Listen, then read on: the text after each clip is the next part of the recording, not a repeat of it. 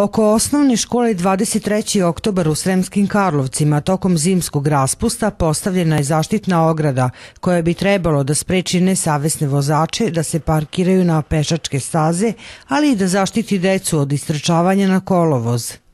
Kao što smo i najavljivali tamo negde krajem godine, rekli smo da ćemo postaviti zaštitnu pešačku ogradu oko osnovne škole na inicijativu Saveta za bezbednost saobraćaja i opštine Sremski Karlovci. Urađene sa obe strane, iz ulice Ivana Mažuranića i iz ulice Preradovićeve. Urađeno ukupno oko 55 metara zaštitne ograde. Iskoristili smo zimski raspust zbog radova, zbog nesmetanih radova, odnosno zbog manje frekvencije ljudi i saobraćaja. Vrednost radova je bila oko 220.000 dinara.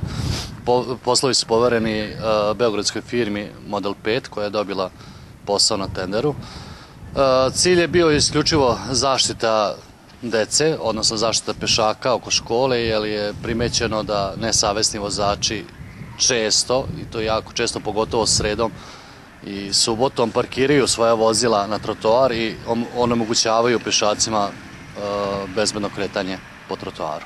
Kako smo se uverili, nesavesne osobe su za kratko vreme uspele da oštete ogradu i sa pojedinih stubova uklone reflektujuće trake.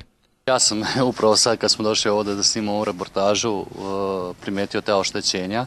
Naravno, video nadzor postoji na školi, probat ćemo preko školske uprave, odnosno preko direktora škole da pronađemo počinioce i da ih sankcionišemo. I ovom prilikom bi zaista apelovao na građane da ne oštećuju tu ogradu, jer ta ograda ima cilj da zaštiti pešake, a ne da neko oštećuje. Oštećenja su primećena na ovim retroreflektujućim prstenima i na čepovima koji štite da ne ulazi kiša i sneg, odnosno da ne trule te cevi i ne propadaju.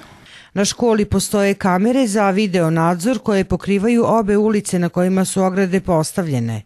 Osobe koje su oštetile ogradu biće vrlo brzo poznate.